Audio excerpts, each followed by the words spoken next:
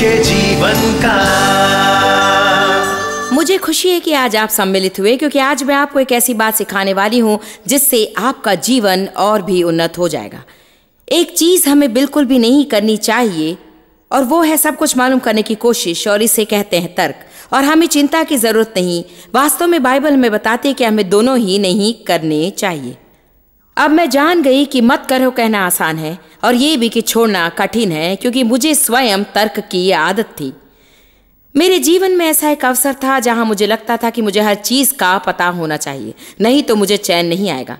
खैर, तर्क और चिंता तो आपकी शांति और आनंद चुराएंगी। आज कार्यक्रम में मैं आपको कुछ ऐसी महत्वपूर्ण बातें बताऊंगी जिनसे सब कुछ जान लेने की आपकी इच्छा को उन्मुक्त होने का अवसर मिलेगा, और आपको जीवन में पहले से अधिक आनंद आने लगेगा। नीति वचन 16:9 मनुष्य मन में अपने मार्ग पर विचार करता है, परंतु यहोवा ही उसके पैरों को स्थिर करता है।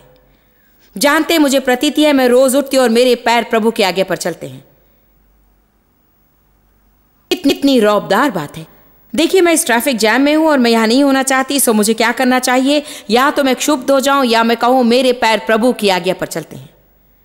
अब बताइए, ट्रैफिक जैम में जाने को प्रभु आज्ञा क्यों देगा? मैं नहीं जानती। मैं यदि ट्रैफिक जैम में ना होती तो आगे चलकर शायद कहीं मर भी गई होती। इसे कहते हैं भरोसा। किसी संकल्प के लिए हर चीज घटती है। उस संकल्प को हमें जानने की जरूरत नहीं, हमें सिर्फ एक छोटा बच्चा बन जाना है और कहना है कि आप पर भरोसा है डैडी। भरोसा जीने के राज्य की कुंजी है। आप परमेश्वर के राज्य में जी नहीं सकते, जो कि एक रौबदार जगत है। धार्मिकता, शांति, पवित्र आत्मा के आनंद से पूर्ण भरोसे के बिना आप राज्य में नहीं रह सकते हैं। जब तक हम नन्हे बच्चे ना बन जाए, प्रवेश नहीं कर सकते। आजमाइश का मौका आया मेरी नातिन के साथ। वो किसी चीज के ऊपर खड़ी थी, 2 साल की, और मैंने कहा एबिगेल कूदो, मम मम पकड़ लेगी। वो मुझे यूं ही बुलाती मम मम। एक तो मम, फिर मैं नानी हूं, सो मम मम। कूदो एबिगेल, मम मम तुम्हें पकड़ लेगी। उसने मुझे देखा, फिर जमीन को देखा, फिर मेरी ओर देखा और कूद गई। उसने भरोसा किया। ये नहीं कहा कि तुम मुझे कैसे पकड़ लोगी, क्या तुम में इतना बल है कि मुझे पकड़ लोगी, किस हाथ से मुझे पकड़ लोगी, कितनी देर में तुम मुझे पकड़ लोगी, अगर ना पकड़ सकी तो?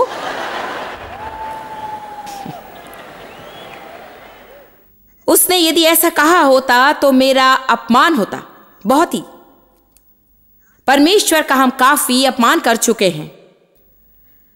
हमें यूं बरतना चाहिए कि उसमें भरोसा है। इसका अर्थ है कि हमें हर चीज का पता होना आवश्यक नहीं।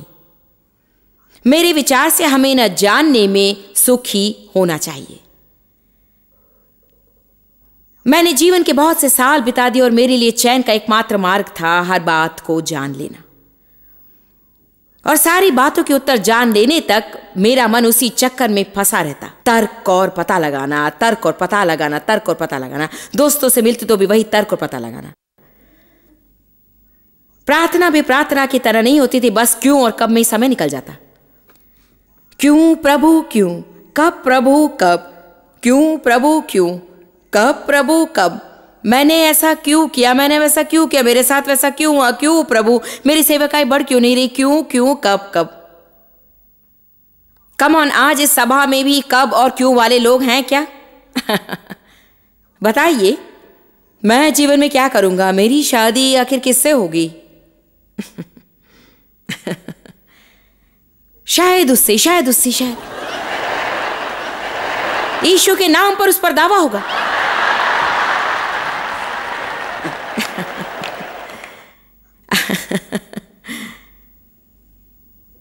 आपने अपने बच्चों से क्या कहा जब वे कार के पीछे की सीट पर बैठे होते, जब आप कहीं जा रहे होते और वे कहते कि हम वहां कब पहुंचेंगे, हम कब पहुंचेंगे, हम वहां कब पहुंचेंगे, कब पहुंचेंगे, कब पहुंचेंगे। कार में 25 घंटों की सवारी है, वहां कब पहुंचेंगे, कब पहुंचेंगे। आप कहेंगे जब हम वहां पहुंचेंगे तब पहुंचेंगे। और आज परमेश्वर का वचन आपके लिए है, खामोश यात्रा का आनंद लो, जब हम वहां पहुंचेंगे तब पहुंचेंगे।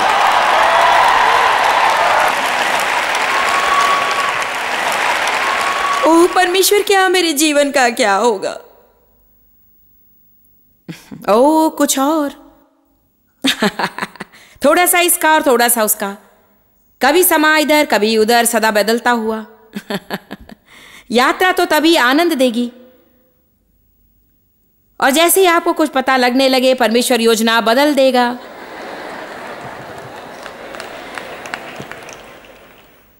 ओ प्रभु, कल का पता लगाना छोड़ो, आज के लिए जी लो। जो दिन हमारे पास है उसमें जी लेने की हमारी शक्ति को चुरा लेता है ये चिंता और तर्क का फंदा। प्रभु हमें काफी शक्ति देता है आज आनंद में जी लेने की। उसकी वाणी है, तुम्हें कल की चिंता की जरूरत नहीं, आज काफी समस्याएं इकट्ठी हैं। कहीं मेरे पैर प्रभु की आज्ञा पर चलते हैं।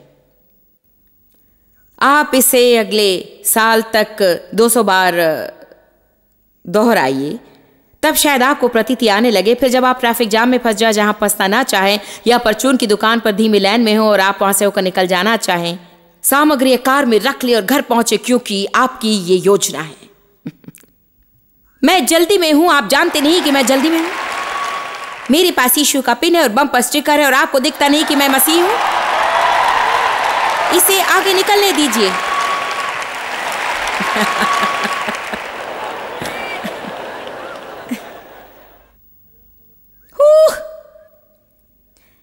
किसी ने अभी आपका फल निचोड़ा और अचानक हमें पता चला कि उसके अंदर रस नहीं है,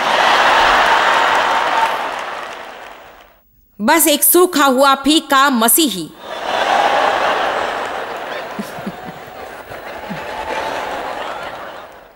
किंतु मेरे साथ ऐसा क्यों हुआ? पता नहीं क्यों मेरे ही साथ सब कुछ होता है। आपके साथ क्यों नहीं? सबके साथ ऐसा होता है।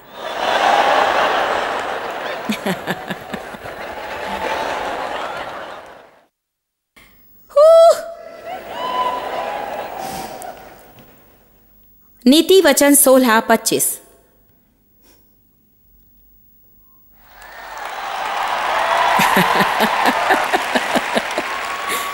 अब एक बढ़ाव आने वाला है।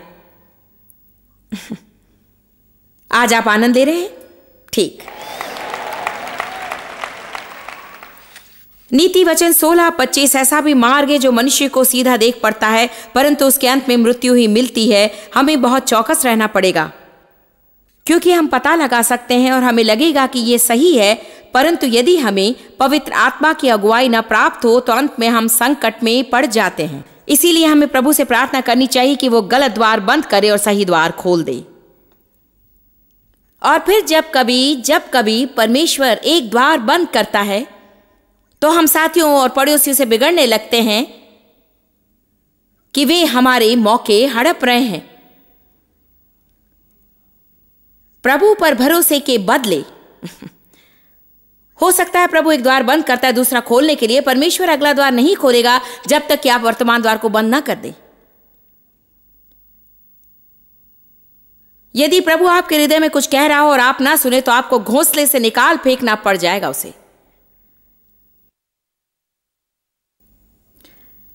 कुछ साल पहले काम छोड़कर घर पर रहकर सेवकाई की तैयारी करने के लिए प्रभु मुझे निर्देश दे रहा था, परंतु मुझे अपनी देखभाल की आदत थी और मेरी कमाई अच्छी थी। डेव और मेरी शादी हो चुकी थी और 3 बच्चे भी हो चुके थे तब तक, और हाथ में काफी पैसे हों तो मुझे अच्छा लगता था। मैं एक मसीह थी, मगर मैं भरोसा करना नहीं चाहती थी। मैं चाहती थी कि बैंक में पैसे हों, और परमेश्वर मुझसे निपट रहा था कि मैं नौकरी छोड़ दूं। ये तो सिफारिश करने वाली कोई बात नहीं थी, मगर परमेश्वर मुझसे निपट रहा था कि मैं नौकरी छोड़ दूं और सेवकाई की तैयारी करूं, क्योंकि मैं सदा व्यस्त रहती थी और कई समस्याएं थी। परमेश्वर के साथ विषयों का निपटारा करने के लिए मेरे पास समय नहीं था। मैंने आज्ञाकारिता संपूर्ण नहीं निभाई, आंशिक रूप से निभाई और मुझे आंशिक नौकरी मिली। प्रभु ने मुझसे आंशिक नौकरी के लिए नहीं कहा। अक्सर प्रभु जो कहता है करने के बदले हम कुछ स्वेच्छा बलि देते हैं, जो हम सोचते हैं कि उसे स्वीकार होगा। वो कहता है मेरे लिए बलि से आज्ञाकारिता बड़ी है। सो मैंने आधी कमाई की बलि दे दी, इस आशा से कि आशीष मिलेगी। मगर मेरे साथ क्या हुआ जानते? मुझे आंशिक नौकरी मिली और परमेश्वर के मन में होनी निश्चित हो चुकी थी और मैं निकाल दी गई। मैं ऐसी व्यक्ति नहीं थी जो नौकरी से निकाल दी जाती। मेरा काम अच्छा होता, मैं सदा अगुवाई में हुआ करती थी और मैं निकाल दी गई। एक बात जानते हैं, मेरे बिजली जैसे दिमाग ने कहा शायद परमेश्वर की इच्छा नहीं कि मैं काम करूं।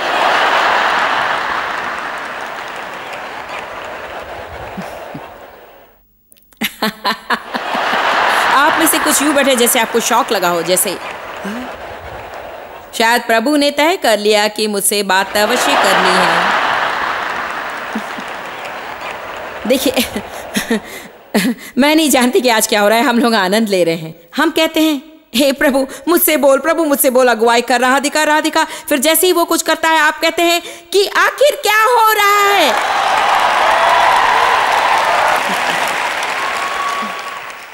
प्रभु मुझे तो बदलाव चाहिए, मुझे बदलाव चाहिए प्रभु, वही पुराना बेढंग जीवन नहीं चाहिए प्रभु। शायद तू कुछ न बदले, मेरा तो दम टूट जाएगा। और सो परमेश्वर कोशिश करता है, किंतु आप तो भयभीत हैं, जैसे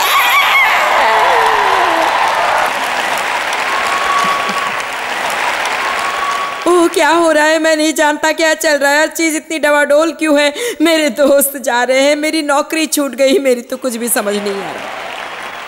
शायद वे ही दोस्त आपको घात कर रहे हैं और शायद वो नौकरी आपको दास्ता में जकड़े हुए है। आइए आपको प्रार्थना के लिए प्रोत्साहित करती हूँ। प्रभु द्वार खोल दे जो मनुष्य नहीं खोल सकता, और द्वार बंद कर दे जो मनुष्य बंद नहीं कर सकता। आप नियमित रूप से प्रार्थना करते रहिए और आप चौकस हो जाइए, क्योंकि उसके फलस्वरूप स्थितियां रूप बदल कर सामने आएंगी। आइए अभ्यास करें। प्रभु खोल दे द्वार जिन्हें कोई नहीं खोल सकता, बंद कर द्वार जिन्हें कोई बंद नहीं कर सकता है। और जब घटनाएं घटने लगे तो आसपास के लोगों से बिगड़िए मत।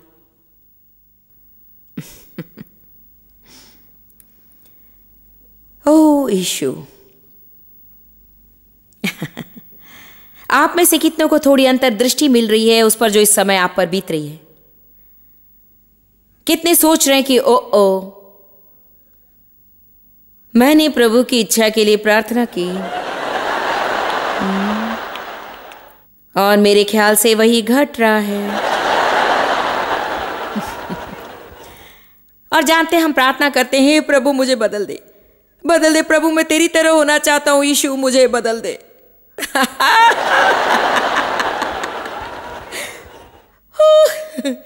तब प्रभु आपसे निपटने लगता है, ताड़ना देता है, सुधारता है और आप हो जाते हैं विषादग्रस्त, उलझन में और परेशान। नीति वचन 20:24। लगता है आज मैं अच्छी मनोदशा में हूं। कल जानते उठते ही मैंने कहा कि किसी को तमाचा लगाने कुछ ही कर रहा है। कहा था ना। वहां नीचे बैठी 4 प्रचारकों के साथ मैं शॉपिंग करने गई और मैंने उनसे कहा, अपने पति से और बेटी से भी कहा, आप लोग मेरे लिए प्रार्थना करें, क्योंकि जब से मैं सवेरे बिस्तर से उठी हूं तब से जी कर रहा है कि किसी को सिर पर मार दूं। मैं उठ तो गई थी पर मेरे हार्मोन्स बिस्तर पर ही रह गए थे। क्या आपको कभी ऐसा लगा? दशा यूं थी, सब लोग मुझे मेरे हाल पर क्यों नहीं छोड़ देते। मुझे पता लगा कि आप मुझसे कहीं अच्छी स्थिति में हैं कि बाहर अपनी भड़ास तो निकाल देते हैं, प्रार्थना कर लेते हैं और मजाक किया और आगे बढ़ लिए। तो घटना यूं घटती रही। उन्होंने दिन भर मुझे चिढ़ाया और मैं हंसती रही। वे लगातार हंसी उड़ाते रहे। जरा संभल के जॉय शायद तमाचा जड़ दे। गंभीर समस्याओं के होते हुए भी हमें कभी कभी हंसी मजाक कर लेना चाहिए, हर बात की गहराई में जाने के बदले। मैंने 15 साल पहले क्या किया होता जानते हैं? आज मुझे क्यों ऐसा लग रहा है पता नहीं। अरे भाई, ये मध्यस्थता है या प्रभु मुझसे निपट रहा है? शायद मैं पाप में हूं, पता नहीं क्या गड़बड़ है। शायद यहाँ प्रेतात्माएं हैं जिन्हें मुझे धिक्कारना है। पता नहीं ये क्या है, मगर भैया ये बड़ी भारी चीज है। कारण नहीं जानती, मगर मुझे लगा किसी को थप्पड़ मार दूं। मैंने अभी तक नहीं पता लगाया, किंतु हालेलुया मैं छूट गई और किसी को तमाचा नहीं मारा और यहाँ मैं वचन के प्रचार में हूँ।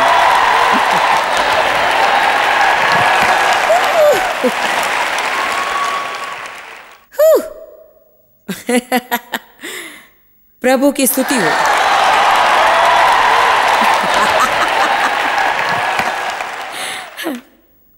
यदि कोई ऐसी चीज घट रही हो जो आपको पसंद ना हो तो उस पर दुखी ना होइए। हर चीज का पता लगाने की कोशिश ना करें। अपनी सनक भरी अनुभूतियों से और बावली भावनाओं से आपको कुछ पता लगाने की जरूरत नहीं है। जैसे कि जानते हैं मैंने ऐसा क्यों सोचा, मैंने ऐसा क्यों किया, आपने ऐसा क्यों किया, प्रभु ने ऐसा क्यों किया। आप एक नई मनोदशा धारण करें, मुझे परवाह नहीं, मुझे परवाह नहीं, मुझे परवाह नहीं, परवाह नहीं, परवाह नहीं, परवाह नहीं, परवाह नहीं।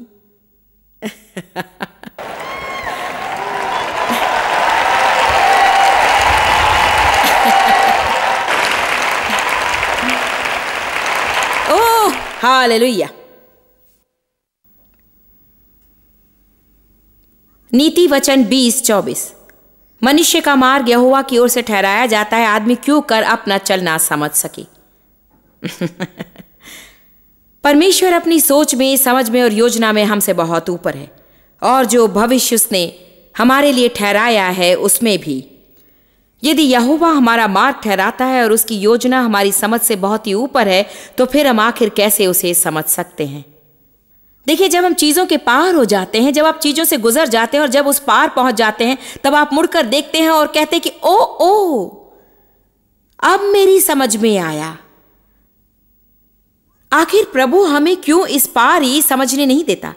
क्योंकि ये तो उसका अंश है। क्रूसित होना, अपने लिए मरना, प्रभु में भरोसा सीखना, छोटा सा बच्चा बन जाना, गुजर कर उस मोड़ पर पहुंचना जहां हमें परमेश्वर से सहारा लेने के लिए आवश्यक आत्मिक सिद्धता प्राप्त है, जैसे होना चाहिए उसके बताए कर्म को करने के लिए।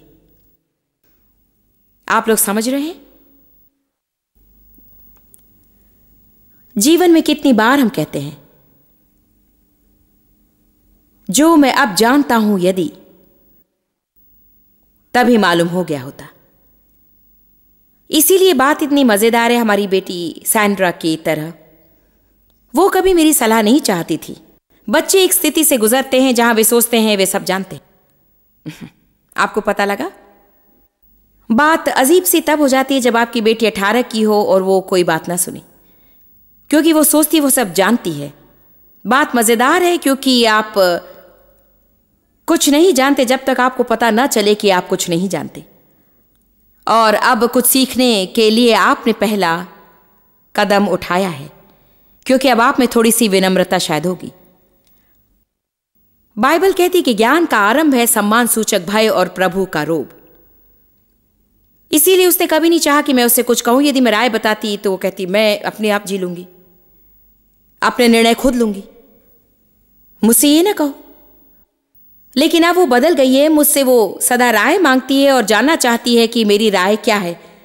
मुझे बताओ तुम्हारी राय क्या है। उसने कहा, है ना आश्चर्य की बात कि अब मुझे तुम्हारी राय चाहिए। किसी ने उससे कहा कि सैंड्री, है ना आश्चर्य की बात, तुम्हारी उम्र बढ़ गई है, मां भी अधिक जानने लगी। आप में से कितने समझते हैं उम्र बढ़ने के साथ आपके माता पिता भी अधिक जानते हैं। छोटे होने पर आप सोचते हैं कि कोई कुछ नहीं जानता।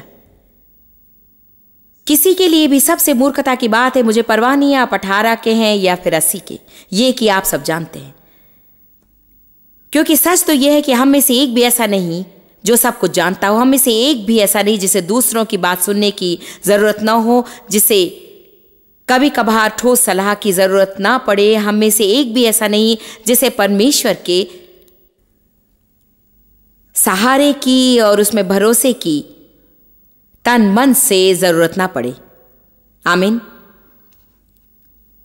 मैं बताती हूं, तर्क ने मेरे जीवन को तबाह कर दिया, हर तरह से नष्ट कर दिया, क्योंकि मैं अब शब्दों की स्थिति में बड़ी हुई थी और मेरी देखभाल ना की गई।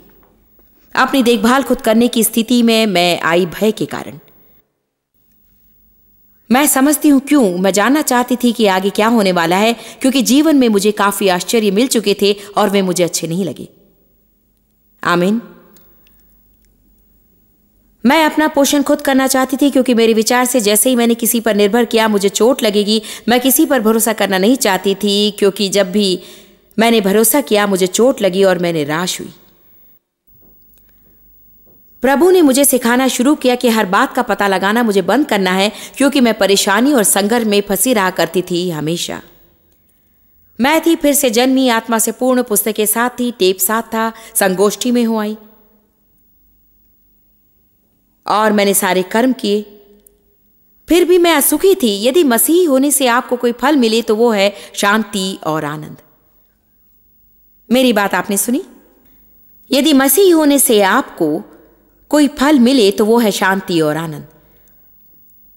यही सबसे मौलिक बात होनी चाहिए जो हमें चाहिए, क्योंकि बाकी कोई चीज काम की नहीं होती। मैं उस दिन सबोपदेशक पढ़ रही थी और सुलेमान ने बार बार कहा, यदि जीवन का आनंद नहीं है तो बाकी सब बिल्कुल ही बेकार है। देखिए, यदि आप जीवन का आनंद नहीं ले रहे हैं तो और चीजों का कोई मूल्य नहीं, ना कोई उद्देश्य है। कई साल बीत गए और मेरी सेवकाई बढ़ रही थी और मैं फिर भी जीवन का आनंद नहीं ले पा रही थी, क्योंकि तब भी आने वाले दिनों का पता लगाने की कोशिश में और सदा तर्क में ही मैं उलझी रहती थी। तो आखिर संकल्प क्या है? जो भी आप मांगे परमेश्वर दे दे तो भी आप उसका आनंद नहीं लेंगे तो आखिर क्या फायदा? बच्चों को जन्म क्यों दे यदि आप उसका आनंद नहीं लेते? पति क्यों हो यदि उसका आनंद नहीं लेते? पत्नी क्यों हो यदि आप उनका आनंद नहीं ले सकते? बड़ा मकान क्यों यदि आप उसका आनंद नहीं लेंगे? यदि उसको साफ सुथरा रखने में सारा समय निकल जाए और हर चीज पर आपके मिजाज भारी होने लगे तो वो चीज आपके सामने हो तो किस?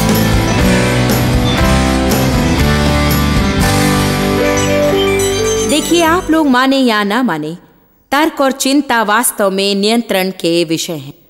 हम नियंत्रण करना चाहते हैं, हम सुनिश्चित कर लेना चाहते हैं कि जीवन में किसी अप्रिय विस्मय से हमारा साक्षात ना हो, और हमें इसे छोड़कर परमेश्वर में पहले से अधिक भरोसा रखना शुरू करना चाहिए। मेरा विश्वास है कि यीशु की इच्छा है कि उसने मरकर जो जीवन हमें दिया उसमें हम आनंदित रहें, और इसके लिए आने वाली स्थितियों का सामना करना हमें सीखना पड़ेगा, ना कि तर्क और चिंता में पड़ना।